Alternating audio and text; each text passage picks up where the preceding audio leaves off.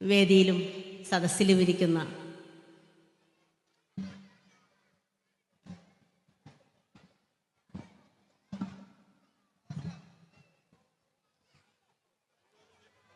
വിശിഷ്ട വ്യക്തിത്വങ്ങളെ,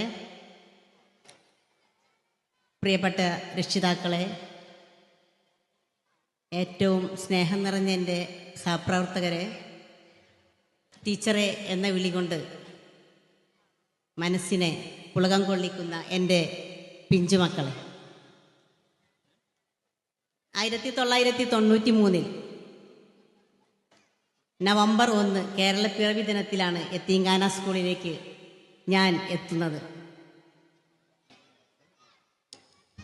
33 വർഷം ഓരോ ദിവസത്തോടും ഓരോ മണിക്കൂറിനോടും ചേർന്ന് നടന്ന കാലയളവ്.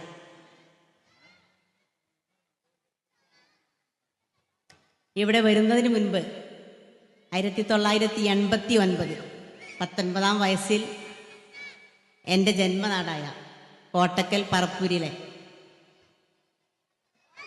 ഞാൻ എന്നെ പഠിപ്പിച്ച ഗുരുനാഥന്മാരോടൊപ്പം വർക്ക് ചെയ്യാൻ കഴിഞ്ഞു.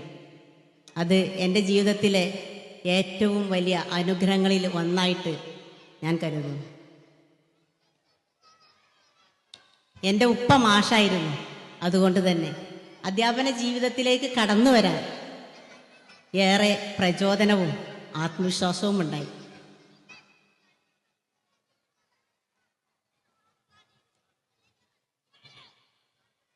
അധ്യാപകനായ ഉപ്പയുടെയും ഉമ്മയുടെയും മകളായി ഈ വേദിയിൽ നിൽക്കാൻ കഴിഞ്ഞത് ഈ സമയം അവരെ ഓർമ്മിക്കാനുള്ള ഒരു സമയമായി ഞാൻ കാണുന്നു.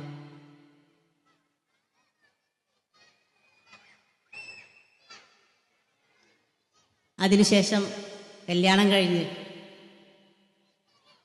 വണ്ടൂരിലേക്ക് എത്തിയപ്പോഴും ഒരു അധ്യാപക ഫാമിലിയുടെ എല്ലാ സ്നേഹങ്ങളും ഏറ്റുവാങ്ങാൻ കഴിഞ്ഞു.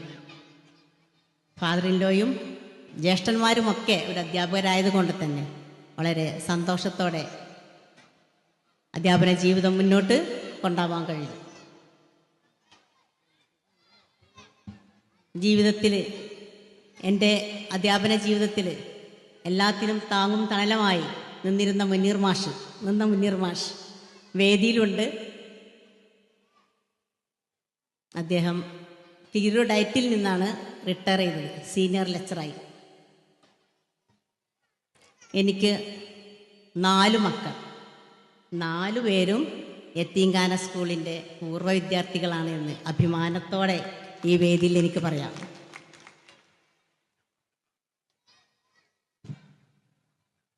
അതുപോലെ ഞാനിവിടെ വരുന്ന സമയത്ത് 1993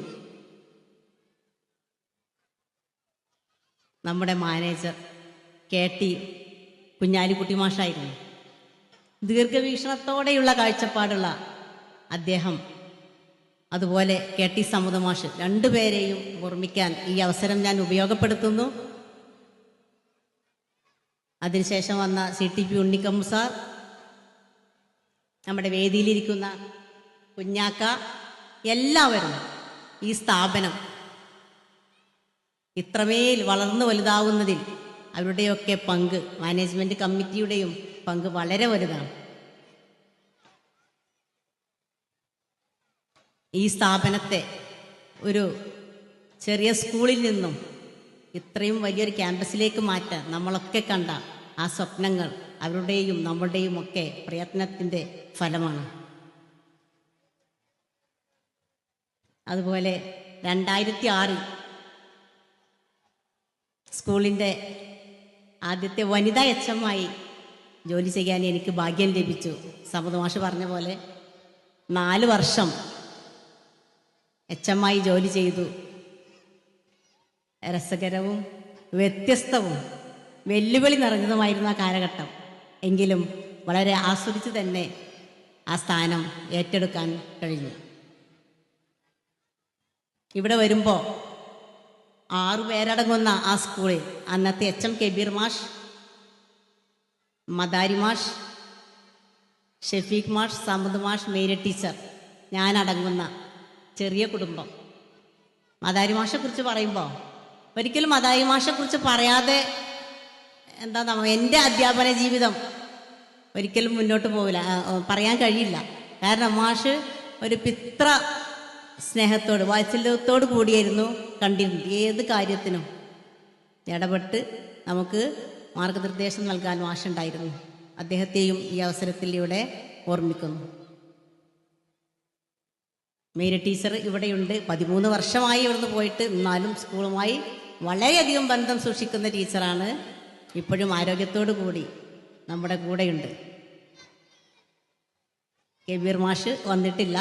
കഴിഞ്ഞ ഞങ്ങളുടെ പൂർവ്വ വിദ്യാർത്ഥി അധ്യാപക സംഗമത്തിന് അദ്ദേഹം എത്തിയിരുന്നു. സമദ് മാഷെക്കുറിച്ചും ഷെഫി മാഷെക്കുറിച്ചും പറഞ്ഞാൽ എന്താ, ഒന്നും അധികമാവില്ല. രണ്ടുപേരും സ്കൂളിൻ്റെ ജീവനാഡികളായിരുന്നു. ഒരാളെ കുറിച്ച് ഒറ്റയ്ക്ക് പറയാൻ കഴിയും. രണ്ടുപേരും അതുപോലെ സ്കൂളിനെ മുന്നോട്ട് നയിക്കുന്നതിൽ അവരുടെ പങ്ക് നിസ്തുലമാണ്. അവരിൽ നിന്ന് കിട്ടിയ അറിവും അനുഭവങ്ങളും എൻ്റെ ജീവിതത്തിലെ ഏറ്റവും വലിയ സമ്പത്താണ്. അതുപോലെ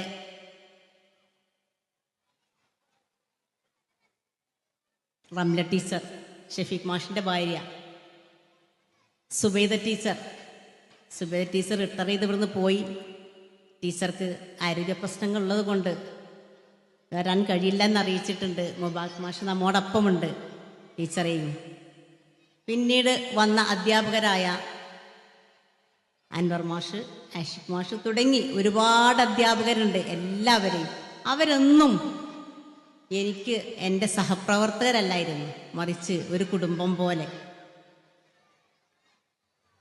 നമ്മുടെ സന്തോഷത്തിൽ ഒപ്പം നിന്നും പ്രയാസങ്ങളിൽ കൈപ്പിടിച്ചും മുന്നോട്ട് കൊണ്ടുപോയി.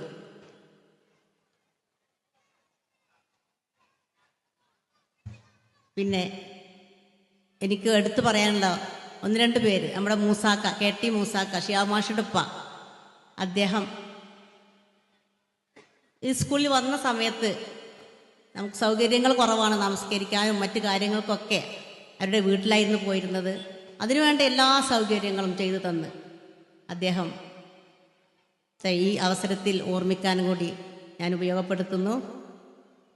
ശ്യാം മാഷ്, കുറേ പേരുടെ പേരുകൾ പറയാനുണ്ട്. എല്ലാവരുടെ പേരുകളും പറയാൻ സമയമില്ലാത്തത് കൊണ്ട് UP സ്കൂളിലെ സ്റ്റാഫ്, സ്കൂളിലെ നമ്മളെ കഞ്ഞി വെക്കുന്ന താത്ത, ചേച്ചി, ആരൊക്കെയോ ഞാൻ ഇനി വിട്ടുപോയോന്നറിയില്ല. എല്ലാവരെയും എൻ്റെ കുടുംബത്തിലെ അംഗങ്ങളായി കണ്ട് എല്ലാവരുടെയും സ്നേഹം ഏറ്റുവാങ്ങിയാണ് ഇവിടെ നിന്നത് ഈ സ്കൂളിൽ.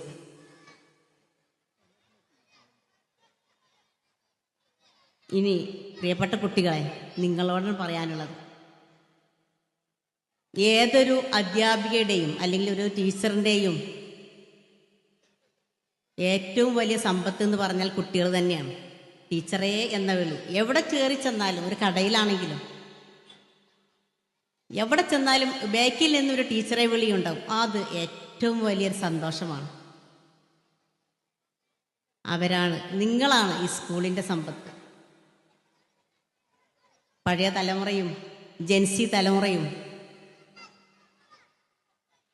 നിങ്ങളോട് പറയാൻ ഒന്നേ ഉള്ളൂ. നമ്മുടെ അജ്മൽ സാറൊക്കെ പറഞ്ഞ പോലെ വിദ്യാഭ്യാസം എന്നത് പഠനത്തിന് മാത്രമാകാതെ ഒരു നല്ല സമൂഹത്തെ വാർത്തെടുക്കുക, നല്ല സ്വഭാവത്തിൻ്റെ ഉടമകളാവുക എന്നതായിരിക്കണം ഒരു വിദ്യാഭ്യാസത്തിൻ്റെ ലക്ഷ്യം. ഓരോ ദിവസവും കുട്ടികളെ എന്ന് വിളിച്ചുകൊണ്ടാണ് സ്റ്റാൻഡപ്പ് ചെയ്യുന്നത്. ഈ കുട്ടികളുമായി, ഈ ചെറിയ കുട്ടികളുമായുള്ള സംവദിക്കൽ പലപ്പോഴും എൻ്റെ മക്കൾ പറയും, നിങ്ങളുടെ മനസ്സിപ്പോഴും ആ കുട്ടികളെ പോലെ ചെറുപ്പാണ്. ഒരു വേള ശരിയായിരിക്കാം.